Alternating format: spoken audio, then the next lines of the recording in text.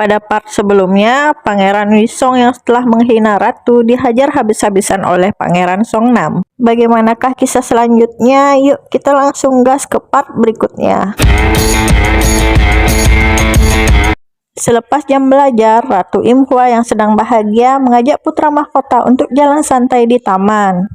Mereka pun bercerita tentang para pangeran yang sudah dicap pembuat onar oleh Ibu Suri. Putra mahkota mengatakan kepada ibunya bahwa adik-adiknya itu adalah mutiara yang belum terasah.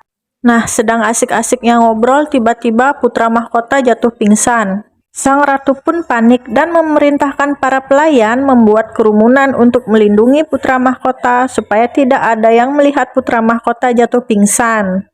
Setelah menghajar Pangeran Wisong, Ibu Suri pun menghukum Pangeran Songnam dan adik-adiknya untuk berlutut sampai jam 11 malam. Sementara itu, Ibu Suri memerintahkan dayang pribadinya untuk memanggil sang ratu ke istana. Kemudian dayang Ibu Suri pun datang ke istana ratu, namun sang ratu mengabaikan perintah Ibu Suri dikarenakan ia sedang menjaga putra mahkota dan ingin menyembunyikan kondisi putra mahkota yang sedang sakit. Sementara itu, Selir Huang memberi hukuman kepada Pangeran Wisong dikarenakan ia telah menghina ratu. Wisong berkata kepada ibunya kalau ia sangat membenci para pembuat onar itu. Karena ia adalah putra pertama raja, seharusnya ialah yang menjadi putra mahkota. Namun, karena Pangeran Wisong anak dari Selir, maka ia tidak bisa menduduki posisi putra mahkota. Selir Huang berkata, apabila Pangeran Wisong ingin posisi tertinggi, maka ia harus dapat membuktikannya. Kemudian di istana ratu, sang tabib memeriksa kondisi putra mahkota. Ia pun mengatakan kepada ratu kalau putra mahkota menderita penyakit Hyeol-geol. Apaan sih? Ya, kalau bahasa Indonesianya penyakit kurang darah atau anemia. Pada zaman Joseon, penyakit tersebut merupakan penyakit yang sangat berbahaya. Maklum, zaman dahulu masih belum ada vitamin penambah darah seperti zaman sekarang. Ratu pun sangat terkejut dengan penyakit putra mahkota. Apalagi putra mahkota TN meninggal dengan sakit yang sama. Sang tabib mengatakan kepada sang ratu bahwa tabib Cho Gok-hyong dapat membantu untuk mengobati penyakit putra mahkota. Dan ratu pun memerintahkan kepada sang tabib untuk merahasiakan sakitnya putra mahkota.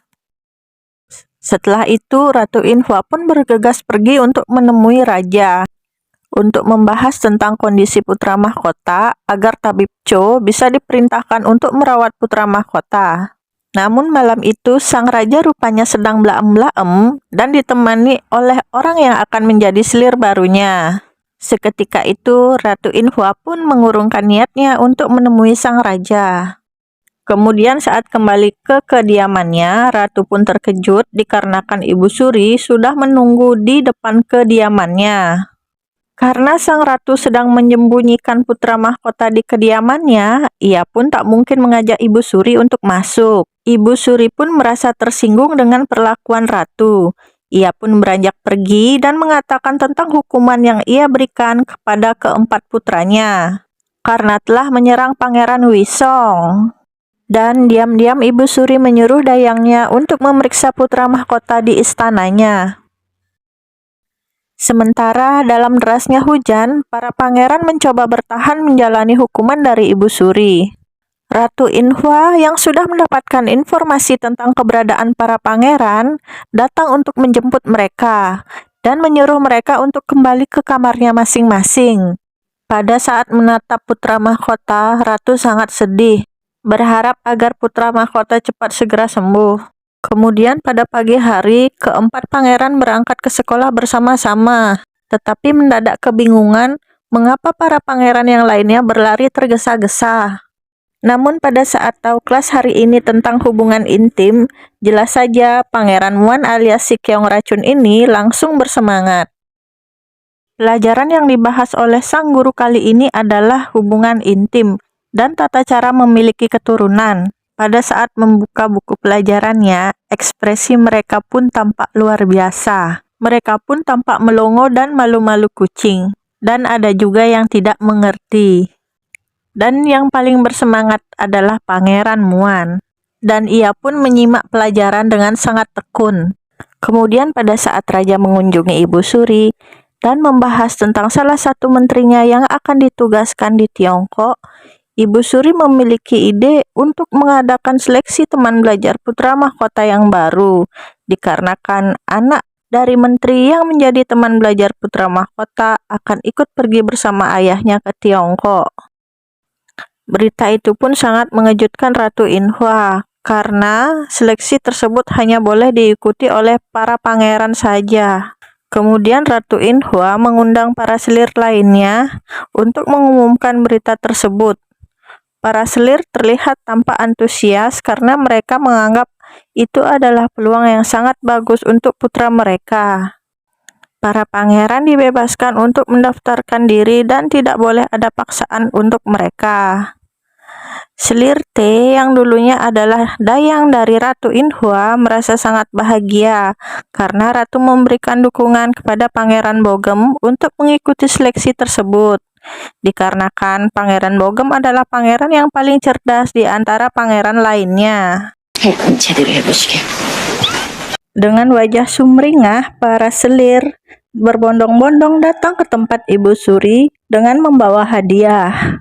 Namun mereka kalah cepat dengan selir T yang sudah dari tadi menghadap Ibu Suri untuk menanyakan kiat agar berhasil menjadi teman belajar putra mahkota. Ibu Suri pun menunjukkan sebuah buku yang berisi semua cara agar menjadi putra mahkota. Namun Ibu Suri tidak begitu saja memberi buku tersebut jika tidak ada timbal baliknya. Ratu pun menghadap raja. Ia pun meminta izin raja agar mendatangkan tabib Cho Gukyong untuk mengobati putra mahkota. Sang ratu mengatakan kepada raja kalau putra mahkota terkena sakit kulit. Permasalahannya, si tabib Cho ini sedang mudik untuk mengobati keluarganya atas izin Ibu Suri. Hal ini membuat ratu menaruh curiga kepada Ibu Suri yang akan merencanakan sesuatu. Kemudian ratu pun menanyakan tentang pemilihan teman belajar putra mahkota yang dipilih dari para pangeran. Ternyata Ibu Suri lah yang membuat ide tersebut. Setelah pertemuan dengan raja, sang ratu pun curhat dengan dayang pribadinya. Terdapat keanehan karena Ibu Suri mengizinkan tabib Cho keluar istana. Sang dayang pun mengatakan kepada ratu bahwa selir T mendapatkan buku kiat pembelajaran menjadi raja dari Ibu Suri. Saat kembali ke istananya, Ratu Imhua pun terkejut melihat Ibu Suri yang sudah ada di samping putra mahkota dan mengetahui penyakitnya. Ia pun menegaskan bahwa posisi Ratu Imhua saat ini terancam, apalagi anak-anaknya yang lain hanyalah pembuat onar dan tidak layak menggantikan putra mahkota. Tentu saja sang ratu pun khawatir tentang apa rencana Ibu Suri sebenarnya, sehingga ia pun bertekad menyusun rencana untuk melindungi seluruh putranya. Sementara itu, Ibu Suri sudah membuat rencana untuk para selir agar tunduk dan patuh kepadanya. Ia pun menggandakan buku rahasia kesuksesan raja, namun buku itu akan diberikan kepada selir yang berpotensi dan Ibu Suri akan membuat seolah-olah hanya mereka yang mendapatkannya, dengan tujuan agar mereka bersumpah setia kepada Ibu Suri. Dalam derasnya hujan, Ratu Imhua pergi untuk menemui mantan ratu terdahulu yang telah dilengsarkan oleh Ibu Suri, yaitu Ratu Hyon. Ratu pun memohon kepada Ratu Hyon agar dapat membantunya. Nah, apakah Ratu Hyon akan bersedia menolong Ratu Inhua? Lanjut ke episode 2 ya. Jangan lupa untuk subscribe ya Cinggu. Terima kasih.